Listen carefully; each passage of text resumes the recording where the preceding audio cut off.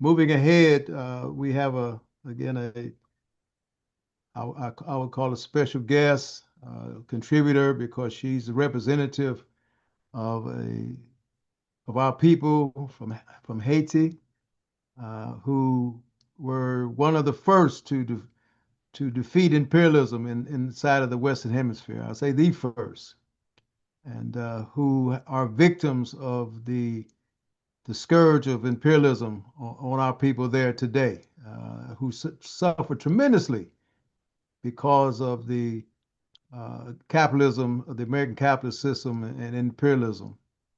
And so we want to open the mic up to our sister Èzili Dantò from the Free Haiti Movement, and will provide us with her understanding of where we at in Haiti and how we can, as African people and others, can be more in solidarity with the struggle of our people there in Haiti. Sister Èzili, the mic is yours.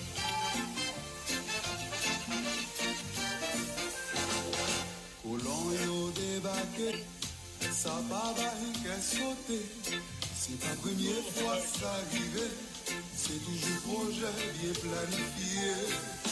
Monde qui connaît l'histoire, capable de tout ça. Les peuples désorganisés, au cas où des pieds, on a une graine soulier. Colonial démarqué, qui laisse son map quitté, petit petit au cap grandi, pas parler des souverainetés. Moi bien connais que nous menti, nous capables de vendre un pays, même pas capables de vendre un patrie. Yo fait pour prendre pays fini. Honor and respect. Thank you so much for having me. Aibo Boy and Black Power to all in the A-APRP, JC, and all who fight the terror of the slaver colonists, the imperialists, the profit over people, those who privatize public assets for the few white oligarchs of the world. As you said, we were the first to break the chains. We were the first to be brought into the so-called New World as enslaved people. And after 300 years, Jean-Jacques Dessalines, Henri Christophe, Toussaint Louverture, and the women of the Haitian Revolution beat 3 European powers, the French, the British, and the Spanish. For that, for 220 years since 1804, we have paid a price. But today I am here to honor the legacy of the African Liberation Day and to affirm that Haiti is where Pan-African unity first materialized on August 14, 1791, and we remain on the front lines of the global African revolution. The colonial media will not tell you this, but we do fight back. They will tell you that night, I will tell you that this, what we did was what Africa must do, which is to become one people, one voice, one military force, one currency. That's what we did. And this is the reason we pay the price of today being colonized by 6 former slavers. They have come together as one fist, and they actually are so evil and wicked, they came together on the 200th anniversary of our independence on in 2004. It is the first time that France, since we beat Napoleon, put their foot on the island as soldiers. And it's my understanding that they named the contingent Rochambeau. So these folks never forget they are born killers and they want all that we are. And they actually feed off of Black pain. Our job at the Free Haiti Movement, which I've headed since 2004, started the Haitian Lawyers Leadership in 1994. I was a lawyer for the democratically elected president that the Bush administration deported back to Africa. We are about Black sovereignty, anti-colonialism, and as I said, we're the first to abolish slavery, direct colonialism, forced assimilation, and we got rid of the slave trade in Haiti. But for that, all around us, we were within a sea of slavery. And we are now today still in that sea, essentially. They came back with the independence debt in 1825, where we were paying reparations to those who held us in bondage for 300 years. Um, and the US in 1914 took our gold reserves, giving it to the city boys of New York and tying our currency to the US dollar, and also bringing in the Syrian Lebanese to replace the mulattoes as our overseers. Ecclesiastic colonialism persists, with the Catholic Church owning more land in Haiti than the Haitian government. Our ports are privatized, overseen by the new imperialist proxies, like I said, the Christian, Syrian, Lebanese oligarchs, who a century ago were the subjects of France. So France came back in another guise. Of the buffer races. And these same buffer races are all over the Caribbean. They are being used as the new overseers to replace the mulatto elites. And so they invest nothing in the nation of Haiti, but instead use Haiti as a launching pad for the U.S. to amass drug monies and other trade events and things to fight their Middle Eastern wars. And Haiti is just that. This is our situation. You won't hear that narrative in the international media. So I thank you, brothers and sisters, for your solidarity with our movement. We are today fighting what is known as the core group. This is 6 nations, mostly former slave holding nations that we beat. The United States, France, Canada, Germany's in there, Spain, of course, to our eastern side with the Dominican Republic, and of course the Brazil has joined in. So backed by the Bretton Woods organizations of the European Union, Organization of American States, and the OAS. They are one fist against a country with no allies. So the United States maintains, for those who don't know, the 4th largest U.S. embassy in the world in tiny Haiti, and yet they tell the world they have no strategic interest in the Windward Passage or our waters, but they are there to spy on those who actually do have alliances with the geopolitical enemies of America and the West. They are there to spy on Nicaragua, Cuba, and Venezuela. We are just props to them. They maintain instability through fake aid, fake elections, all sorts of different catastrophes, like bringing in the UN to put their feces in our water and killing over 30,000 Haitians, allowing that to continue from today with no reparations, and displacing millions of Haitians. Today, after the earthquake, the United States brought in Michel Martelly through the Clintons and the Democrats, and they play both roles, right? It's the duopoly, whether it's Democrats or Republicans. So we want to say that as Free Haiti, as the descendants of Jean-Jacques Dessalines, Tantoya, Défilé, Marie-Jeanne, we are in solidarity with the Sahel Alliance, President Abraham Traoré, the people of Palestine, Congo, Sudan. We send a special shout out to the people of the Congo, who have had more than 6 million people dead, with no one paying any attention, while this pink man right now is bringing in immigrants from apartheid, descendants of white apartheid Boers, to America, while legal Haitians with TPS, 500,000 of them, are being used as the scapegoats for America's domestic problems. And so as Biden brings in 100,000 or so through the Biden program, Haitians, bringing them in a space where to brain drain us. Then you have Trump using those very Haitians as his scapegoat and for the white psychological fear of a black planet.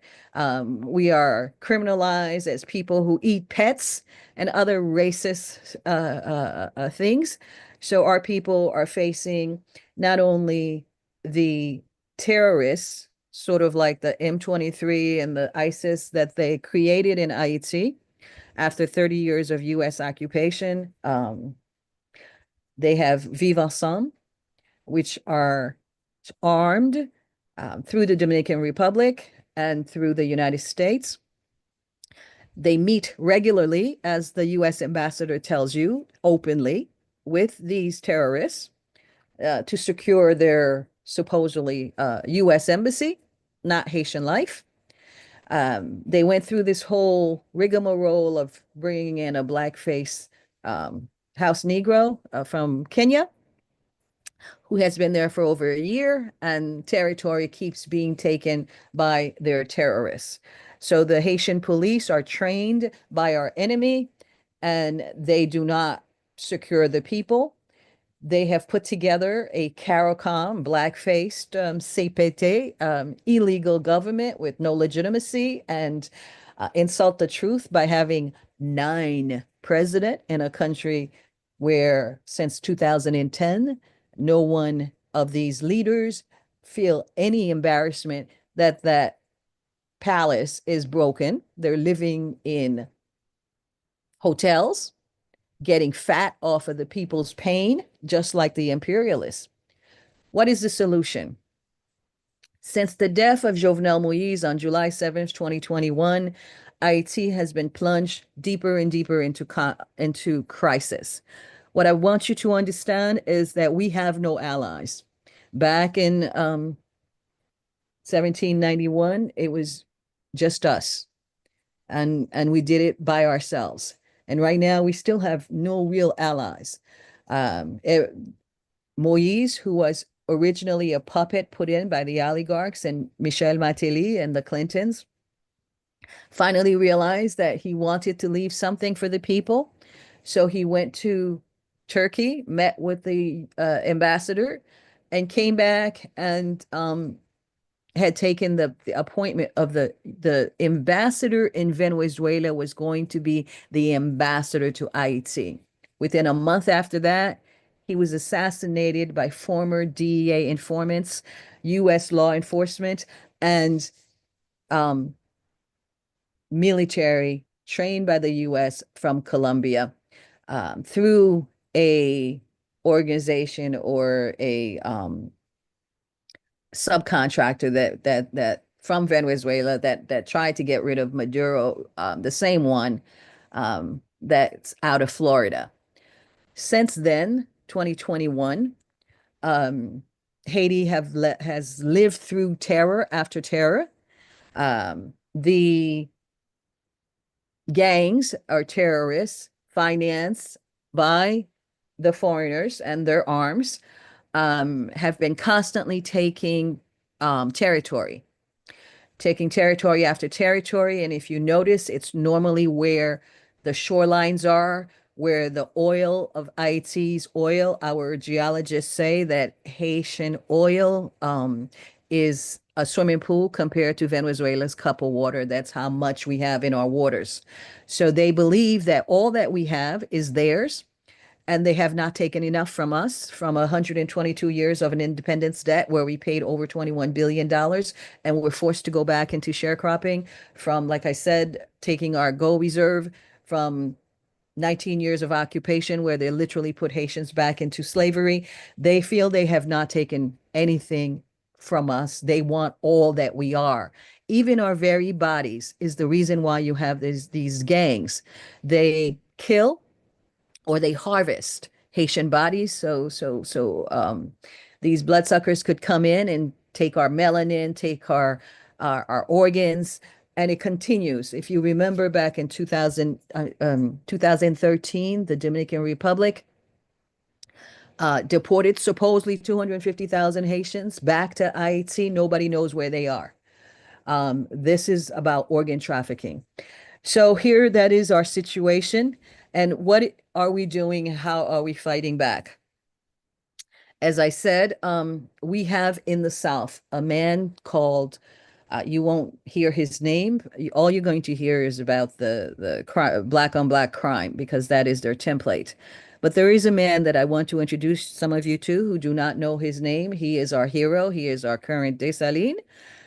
He has kept 4 million people in the South free of gangs.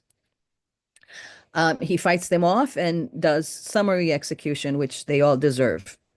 His name is Commissioner Muscadin. The Haitian government, put together by through CARICOM, the blackface of American imperialism, do not provide Haitian police who are actually fighting these terrorists with, ammunitions. I hear, though I can't prove it, but I hear that the FBI comes into Haiti every Monday to pick up whatever guns that the Haitian police has taken away from the few gang members that they manage to take off the streets. The U.S. says you've got to give it back to us because there is a embargo on Haitian guns. So essentially, the Haitian police, which is a legitimate server of the people, do not have any resources, but the terrorists do. And when the Haitian police actually end up taking the terrorist guns, the US comes and takes them, brings them back to Miami, where they will probably end up again in their hands. And that's the situation we're living. So we pay this price for 220 years alone. With bare bleeding hands, we broke our chains and shattered European white supremacy. We pay the price for that defiance. An example must be made to terrify you into believing that this genocide in Haiti is of our own making when it is not. My people die 1,000 deaths. So the rest of neo-colonial Asia, Africa, Latin America, and the Caribbean stay subdued, trapped in their chains, kneeling before Euro-American potentates, because otherwise they might dare to rise. They might dare to become like Haiti. What can you do to be in solidarity? Well, know who the core group is. As I said, there are 6 nations plus their Bretton Woods organizations. We want the end of the UN. The UN has been, since Lumumba, the hand of the colonist to maintain the status quo of the post-World War II powers. That's it. It's the most undemocratic institution on the planet, with 194 members and 5 with veto power. How is that democratic? And yet they sit in our faces and talk to us about bringing us democracy. So the core group, led by the United States of America, France, Canada,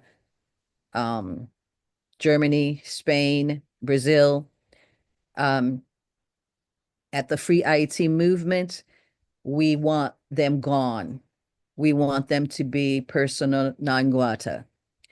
We want the assets of our country to elevate the living standards and life of each Haitian. There's 13 million Haitians in Haiti. Each could be a millionaire just from, if, for instance, we got some toll from the Windward Passage from all those ships, and who is getting those things but not us?